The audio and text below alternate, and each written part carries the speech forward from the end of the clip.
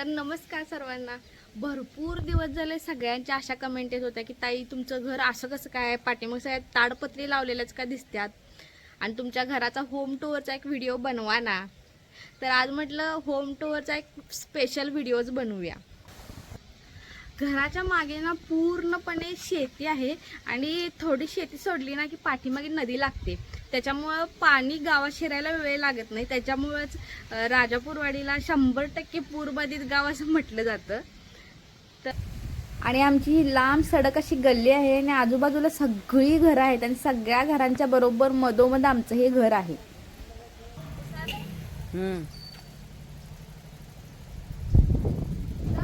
तर मी तर आईंना मोबाईल पकडायला लावलेला आणि हा भांडीवाला ना भांडी विकायला आलेला गल्लीमध्ये आणि त्याला वाटलं की मी व्हिडिओच्या मध्ये येईल म्हणून तो तिथंच थांबला आणि असं 2 वेळा घडलं की इकडून येताना पण तो तिथंच थांबला आणि इकडून जाताना पण तो तिथंच थांबला.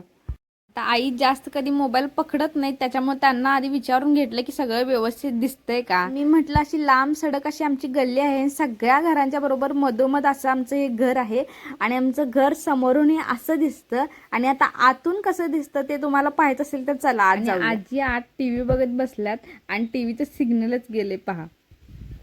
पावसामुळे हा प्रॉब्लेम सारखा होतो टीव्हीला. तर हा आमचा हॉल आहे. थांबा लाईट लावते आधी, मग सगळं व्यवस्थित दिसेल, ना तर अंधार अंधार दिसतोय सगळा. नाही MSCB मध्ये होते, भरपूर जणांना माहीत असेल आणि गेल्या वर्षीच ते रिटायर झालेत. मग त्यांच्या ऑफिसमधले सगळे लोक आहेत ना, आमच्या हॉटेलच्या ओपनिंगच्या वेळी आम्हाला ना हा विठ्ठलची ही मूर्ती ना आम्हाला गिफ्ट केलेली. खूप छान आहे ही मूर्ती. आम्ही समोर अशी मूर्ती पुजतो. ह्या कपाटामध्ये ठेवलेल्या 2-3 ज्या ट्रॉफी आहेत ना, ते MSCB मध्ये असताना पुरस्कार म्हणून बाबांना मिळालेल्या. हॉल सोडला ना आतमध्ये पण 2-3 खोल्या आहेत. आतली खोली कशी आहे दाखवते या तुम्हाला. वरती सगळे डबे ठेवलेले आहेत असं ओळीनं आणि गेल्या वर्षी गणपती बाप्पाचं विसर्जन केलं नव्हतं, गणपती बाप्पांना ठेवून घेतलेलं. ह्या वर्षी विसर्जन करणार आहोत. ह्याच्या आतमध्ये 3री खोली आहे. चला 3री खोली दाखवते कशी आहे. आता पुढच्या 4 खोल्या आहेत ना त्या स्लॅबच्या आहेत आणि पाठीमागच्या 4 खोल्या आहेत ना त्या कौलारू आहेत आणि ह्या खोलीमध्ये आमच्या घरातलं सगळ्यात बऱ्यापैकी जास्त सामान बसले. त्याच्यामुळं घर झाडून काढताना ना ही खोली झाडून काढायला सगळ्यात जास्त त्रास होतो. तुम्हाला दिसत असेल ह्या खोलीमध्ये सगळ्यात जास्त पसारा आहे आमचा. आता इथून 4थी खोली येते ती म्हणजे किचन आणि सगळ्यात जास्तीत जास्त माझे डेली व्लॉग जे जातात तुम्ही बघता ते किचनमधूनच जातात. त्याच्यामुळे तुम्हाला किचन सारखं सारखं डेली व्लॉगमध्ये दिसत असेल. आणि आत्ताच मी गॅस वगैरे पुसून सगळा स्वयंपाक करून खाली ठेवलेला आहे आणि मी तुम्हाला ना आमचा देवारा दाखवते. थांबा आता. मी परवाच वृंदावनला ट्रिपला गेलेले आणि येताना ना हे कृष्णाचा असा छान असा फोटो घेऊन आला. हा 3D फोटो आहे. इकडून बघितलं ना डोळे उघडतो आणि इकडून बघितलं ना डोळे झाकतो. ह्या फोटोला बघितलं ना एक मनाला वेगळीच अशी शांती मिळते आणि हा फोटो मला पण आणि घरच्या सगळ्यांना पण खूप जास्त आवडलेला. आता घराचा पाठीमागचा भाग दाखवते, तो पण सारखा माझ्या डेली ब्लॉगमध्ये दिसत असतो आणि भरपूर जण मला अशा कमेंट पण केल्या होत्या की तुमचं घर असं ताडपत्री बांधल्यासारखं का आहे. तर त्याचं कारण मी तुम्हाला आता सांगते. थांबा. आमची भरपूर इथं जनावर होती. 5-6 जनावर राहत होती. आम्ही इथं बांधत होतं आणि एकदम पूर आला त्याच्यामुळे ते भितर सगळंच पडलं.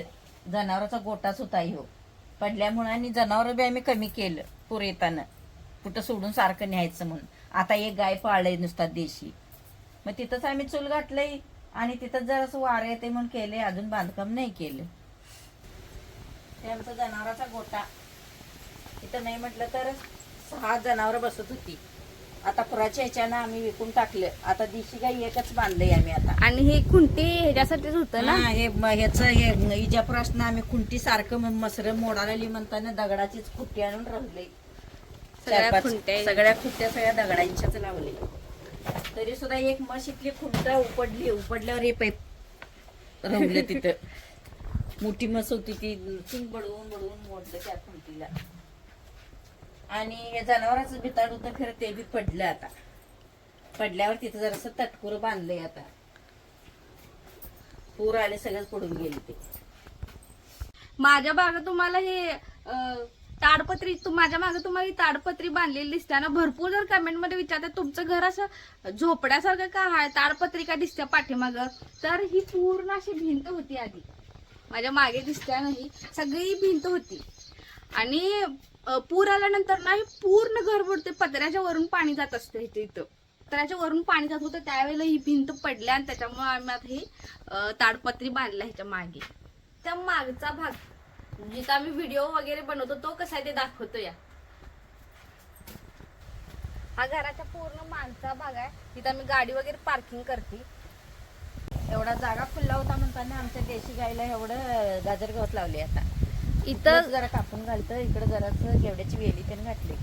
इथं गाडी पार्किंग करण्यासाठी एवढीशी जागा ठेवल्या आणि ही जी जागा शिल्लक राहिल्या ना तिथं सगळं गाजर गवत लावलंय आणि हे सगळं गाजर गवत गाईला चारा म्हणून आम्ही वापरतो. आणि परवा जे मी व्लॉग मध्ये दाखवलेलं आम्ही ही रोपं लावली, ती रोपं लावली, ती सगळी रोपं आम्ही इथं लावल्यात. ही अशी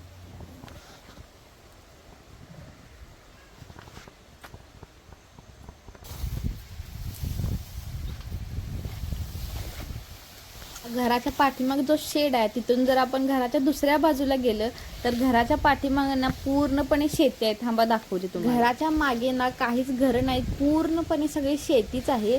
आणि जो शेड आहे ना आमचा घराच्या पूर्ण पाठीमागे तिथं जशी मी सारखं डेली ब्लॉग मध्ये दाखवते चिक्कूची झाडं आहेत, जांभळा झाडाची जांभळा झाड आहे. मी आता कट केले पण त्याचे जांभळ ना खूप जास्त गोड होते. आणि कोणतरी परवा एका कमेंट मध्ये उपाय सांगितलेला तेव्हापासून त्याला ना 1-2-3 चिक्कू पण लागल्यात झाडाला. आता हे गाईचं वासरू ना फक्त 2-3 महिन्याचंच आहे पण किती मोठं दिसायला लागलंय तेवढ्या दिवसातच. आता तुम्ही आमच्या घराच्या एका बाजूचा भाग पाहिला, आता पाहूया आपण आमच्या घराच्या दुसऱ्या बाजूचा भाग. तिथं पण आम्ही ना भरपूर सारी झाडं लावल्यात, फुलांची झाडं, आंबाड्याची बाग झाल्यासारखीच झाल्या आणि वांग्याची पण थोडी झाडं लावल्यात, पेरूची थोडी झाडं लावल्यात. या दाखवते तुम्हाला. साईडला एवढी आम्ही आंबाड्याची झाडं लावल्यात ना जणू त्याची बागच तयार झाल्यासारखी झाल्या. आणि इथं 2-4 ना वांग्याची झाडं लावल्यात, त्याला छोटी छोटी वांगी लागल्यात, वांगी पण खूप जास्त चवीला आहेत. आता ही एक साईडची रूम आहे ती तुम्हाला दाखवतो चला. त्याच्यामध्ये ना आम्ही सगळं शेतीचं सामान ठेवलंय, शेतीची सगळी अवजारे, शेतीतलं सगळं साहित्य, नारळ, कांद, भोपळा आणि लसूणचे पेंड्या कशा बांधून बांधून वरती बांधल्यात बघा. हा भोपळा लागलेली, लसूण हे पेंडी बांधायला आली नाही म्हणताना सुट्ट लसूण ठेवलंय आणि ह्या सगळ्या पेंड्या बांधून असं अंतराळ ठेवली. ह्या सगळ्या लसणाच्या बांधलेल्या पेंड्या पूर्वी तुम्ही कुठं पाहिला असाल त्याची आठवण करून देतात ना, ज्या मी अजून पण असं वरती बांधतो आणि जसं पाहिजे तेवढं घेऊन ते यूज करतो. नारळ शेतातले आहेत म्हणून आमच्या शेतातली ही नारळ काढून आणले, पाण्याची बी आणले आणि ही खोबऱ्याची बी आणले.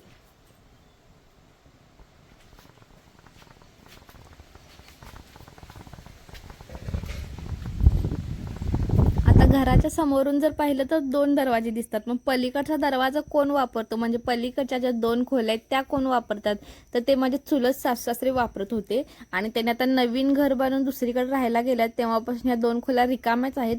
मग आता आजी बसण्या उठण्यासाठी झोपण्यासाठी त्या 2 खोल्या वापरते.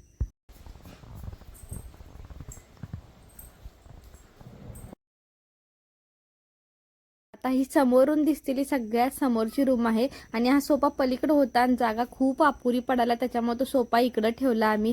आणि ह्या रूम मधून जर बाहेर पडलं तर आमच्या घराचं आता अंगण दिसतंय. आम्ही राहतो त्या रूम मधून आपण आत गेलो, पाठीमागची सगळी जागा बघितली, घराच्या आसपासची सगळी जागा बघितली आणि आपण फिरून असं गोल ना घराच्या येऊन इथं बाहेर पडलो. मी व्हिडिओची सुरुवातच घराच्या माडीवरून केलेली पण घराच्या सुरुवातीपासून सगळा भाग दाखवूया म्हणून मी खाली येऊन सगळा भाग तुम्हाला दाखवलेला. आता घराच्या वरती पण 2 छोट्या छोट्या अशा रूम आहेत, त्या कशा आहेत मी तुम्हाला दाखवते चला. आता वरच्या ह्या 2 खोल्या तर आम्ही काय जास्त वापरत नाही पण खाली खूप जागा अपुरी आहे त्याच्यामुळे माझं लग्नात जेवढं सगळं सामान होतं ना ते आम्ही वरती ठेवले, म्हणजे बेड तिजोरी वगैरे सगळं आम्ही वरती ठेवले. आणि हे पहा केवढे सारे बुक्स ठेवलेले आहेत मी इथं. अजून 2-3 बागा जवळजवळ बुक्स असतील माझे. सुरुवातीला ना मी MPSCचा अभ्यास करत होते त्यावेळेचे ना हे सगळे बुक्स आहेत पण आता मी अभ्यास नाही करत. आणि ही साईडची रूम जिथं आमचं सगळं जास्तीत जास्त सामान आम्ही वरती आणून टाकलेलं आहे. भरपूर जणांची इच्छा होती की तुमचा घराचा पूर्ण व्हिडिओ करा, होम टूरचा एक व्हिडिओ प्लीज करा, तर त्यांच्यासाठी खास हा व्हिडिओ बनवलेला होता. तर पूर्ण आमचं घर कसं वाटलं ते पण कमेंट करून नक्की सांगा. आणि आजच्यासाठी एवढंच, भेटूया पुढच्या अशाच एका व्हिडिओमध्ये. तोपर्यंत धन्यवाद.